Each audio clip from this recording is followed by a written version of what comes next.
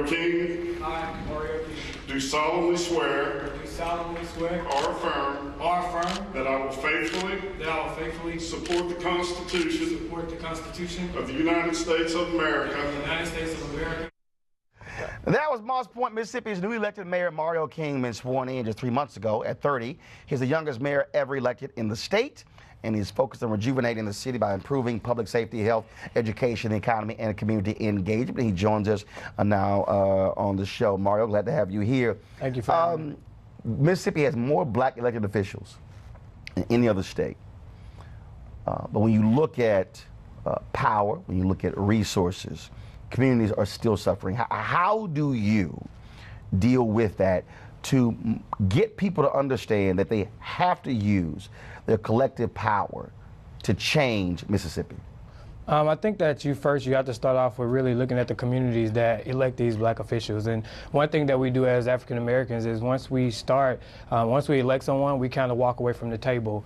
And so it's like we vote and then we move on. And I think in Moss Point, what I've done to galvanize our community is you have to involve your community as well. You have to use your community as the platform and set the stage for them. And I think in small cities across the country, we have to be more adamant and more passionate about how we go into the community. We got to put our hands on shovels. We got to be able to get out to the neighbors, and we door knock one time and then we're done. But we got to be able to disseminate the information and be able to clearly articulate what the issues are, and then see who we reach out for help. How many citizens in Moss Point?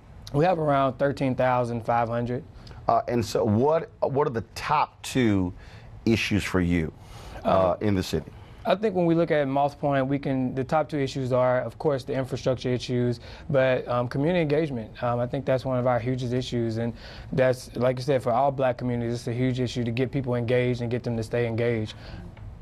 One of the things that also I think jumps out as someone, when did you decide that, you know what, I can't just sit on the sidelines, I need to step in? Because a lot of people who say we need change, but, oh, I don't want to run, I don't want to do that sort of stuff. So actually, working with you, working with Michelle Rhee and Kevin Johnson for an organization called Students First, we fought for education outcomes and lobbied across the country in smaller black communities. And I saw a huge disparity, not just in education, but in health, but in poverty, dealing with poverty. And I talked to my wife, who's a social worker. I said, we cannot sit back and do this. What can we do? This is the first office you ran for? Yes. What can we do to contribute to society? I ran on substance and merit, and that's another problem we have in this country is people just run off popularity. So I ran off substance and merit and ran a foundational campaign, a grassroots campaign, which is what I was used to, and I lobbied the community to do what was right and to elect me as a mayor that will stand for the people and not petty partisan relationships. You mentioned a moment ago that, and I think it's true, that people in our community tend to vote and then leave. Absolutely. And that's a long-term phenomenon. What are you going to do, or what is your plan to make your community and be a demonstration project probably for the nation to get black people to actually be engaged on an ongoing basis as opposed to just around the election? What are you going to do to transform that? So Moss Point is going to be the model city for small cities to get involved. And the way we rejuvenate people is to get them involved and look and see what commissions that you already have and what things you have that can kind of give people the task to be involved. What kind of commissions you have, what kind of boards you have that you can put your community members on, and what kind of people want to be noticed. People want to be seen. Let's just be real. That's what's out there. And so how do we help them to be seen? How do we help them to be noticed? So what I've done is I've gotten involved in the community. And then you have to, one of the platform pillars I had was accountability.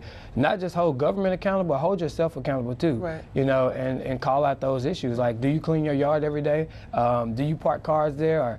Or do you even come to City Hall, and do you pay your bills? Right. So if you're not doing that, you can't really be the aggressor toward government, but getting them in. So another question about solution. You said you're 30 years old, is that correct? Yes. Yeah, okay. And my question is really, what can you say to inspire our guests to get more of us in our generation into elected office? And I want to preface that by saying that Martin Luther King was, I think, 26 when he led the Montgomery bus boycotts.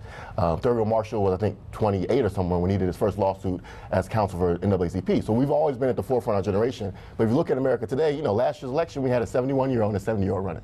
The average age in Congress is 61. What can we do to get more of our generation in office? I think we need to let people know what the future holds, especially millennials, and let them know, like, you sitting around now, like, what happens when Social Security run out, because it's there, you know, it's happening, and get them involved in real statistics and let them know that the experience of baby boomers is different than our experience. Get educated, get involved, and step up to the plate.